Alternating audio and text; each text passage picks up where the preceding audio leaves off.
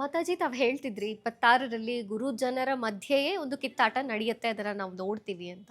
ಇನ್ನು ದೇಶದ ದೃಷ್ಟಿಯಿಂದ ತಗೊಂಡಾಗ ನಮ್ಮ ಸೈನ್ಯಕ್ಕಿರಬಹುದು, ಕೃಷಿಕರಿಗಿರಬಹುದು, ದೇಶದ ಹಿತವನ್ನ ಬಯಸುವಂಥ ಒಳಿತಾಗುವಂಥ ಯಾವೆಲ್ಲ ಸಾಧ್ಯತೆಗಳಿದೆ ಮಾತಾಜಿ? ನಿಜವಾಗಿಯೂ ಹೇಳಬೇಕು ಅಂತಂದರೆ ಕೆಲವು ಭಿನ್ನಾಭಿಪ್ರಾಯಗಳಿದೆ. ಏನು ಭಿನ್ನಾಭಿಪ್ರಾಯಗಳು ಅಂದರೆ, ಯಾವುದೇ ನಾವು ವರ್ಷದ ಭವಿಷ್ಯ ಹೇಳುವಾಗ ಯುಗಾದಿಯಿಂದ ಪ್ರಾರಂಭ ಮಾಡಬೇಕು. ಅಂದರೆ ಇದು ಸನಾತನ ಸಂಸ್ಕೃತಿಯಲ್ಲಿ ಬರುವಂಥ ವಿಚಾರ.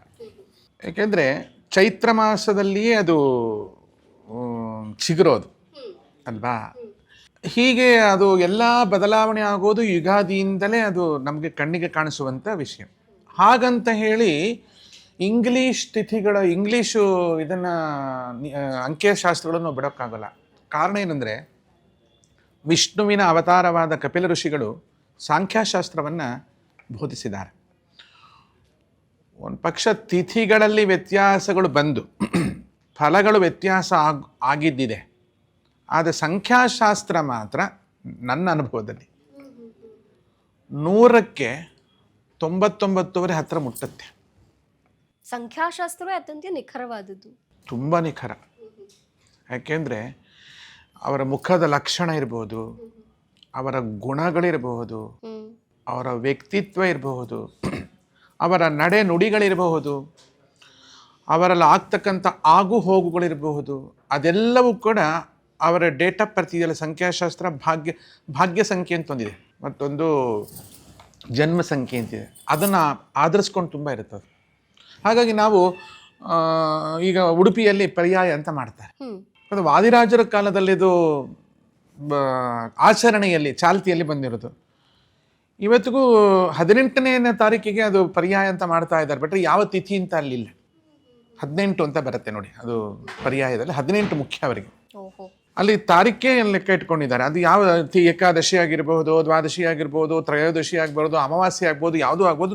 ಅಲ್ಲಿ ತಿಥಿಗಿಂತಲೂ ಚೂರ್ಣೋತ್ಸವ ಅಂತ ಆಗುತ್ತೆ. ಅದಕ್ಕಿಂತ ಮುಂಚಿಂದು ಈಗ 18 ಇದೆಯಲ್ಲ, ಆ ಮಕರ ಸಂಕ್ರಮಣದು, ಅದು ಬಹಳ ಮುಖ್ಯವಾದ ವಿಚಾರ.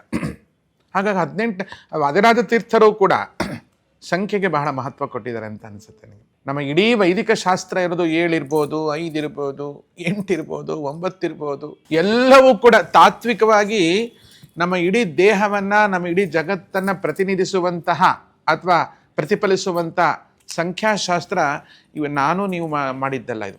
ಇದು ಸಾಕ್ಷಾತ್ ಕಪಿಲ ಮುನಿ ಮಾಡಿರ್ತಕ್ಕಂಥದ್ದು. ಆ ಲೆಕ್ಕದಲ್ಲಿ ನಾವು ನೋಡಿದಾಗ ಸಂಖ್ಯಾಶಾಸ್ತ್ರ ನಾವು ಗಣನೆಗೆ ತಗೋಬೇಕಾಗತ್ತೆ. ನಾನು ಹೇಳಿದ್ದಲ್ಲ, ಶನಿಯ ಕಡೆಗೆ ಅಲ್ಲಿ ಭಾಗ್ಯ ಸಂಖ್ಯೆ ನಾವಿರ್ಬೇಕು 1 ಅಂತ ಇಟ್ಕೋಬೇಕು. ಟೋಟಲ್ ಮಾಡಿದಾಗ ನಮಗೆ ಏನು ಎಷ್ಟು ಬಂತದು, 26, 2, 10 ಆಯಿತು. ಇಲ್ಲ, ಟೋಟಲ್ ಮಾಡಿದಾಗ 3 ಬಂತು. ಅಂದರೆ ಭಾಗ್ಯ ಸಂಖ್ಯೆ 1 ಬಂತು, ಜನ್ಮ ಸಂಖ್ಯೆ 1 ಬಂತು, ಭಾಗ್ಯ ಸಂಖ್ಯೆ 3 ಬರುತ್ತೆ. ಅಂದರೆ ಒಂದು ಗುರು, ಒಂದು ಸೂರ್ಯ, ಇವೆರಡರ ಮಧ್ಯೆ. ಸೂರ್ಯ ಅಂದರೆ ಯಾವುದು? ರಾಜಕೀಯ. ಓಕೆ, ಬೇರೆ ಬೇರೆ ಎಲಿಮೆಂಟ್ಸ್ ಪ್ರಕಾರ ನಾವು ಒಂದು ಮಾಡ್ಬೋದು. ಮುಖ್ಯವಾಗಿ ಇದು ರಾಜನಾಗುವವನಿಗೆ ಸೂರ್ಯನ ಬಲ ಬಹಳ ಬೇಕು. ಸೂರ್ಯ ಬೇಕು ಅವನಿಗೆ. ಸೂರ್ಯನ ಆ ಕಡೆ ನಂಬರನ್ನು ನಾವು ಎಣಿಕೆ ಮಾಡಿದಾಗ ಲಾಸ್ಟಿಗೆ 3 ಬರುತ್ತೆ. ಅದು ಗುರುವಿನ ಪ್ರಾಧಾನ್ಯತೆಯೂ ಇದೆ. ಇಲ್ಲಿ ಈ ರಾಜಕೀಯ ಆಚೆಗೆ ಈಚೆಗೆ ಆಗೋಕ್ಕೆ ರಾಜಕೀಯದಲ್ಲಿ ಕುತ್ಕೊಂಡ ಯಾವುದೋ ವ್ಯಕ್ತಿ ಕಾರಣ ಆಗಿಲ್ಲ. ಇಲ್ಲಿ ಅವನ ಹಿಂದೆ ಬೆಂಬಲಿಸುವ ಮಠಮಾನ್ಯಗಳಿದೆಯಲ್ಲ, ಆ ಮಠಮಾನ್ಯಗಳಿಂದಲೇ ಈ ರಾಜಕೀಯದ ಅಸ್ಥಿರತೆ ಅಥವಾ ಸ್ಥಿರತೆ ಆಗುವ ವಿಷಯ ಬಿಟ್ಟುಬಿಟ್ರೆ, ಯಾರೋ ವ್ಯಕ್ತಿ ಮತ್ತು ಜನ ಸಂಬಂಧ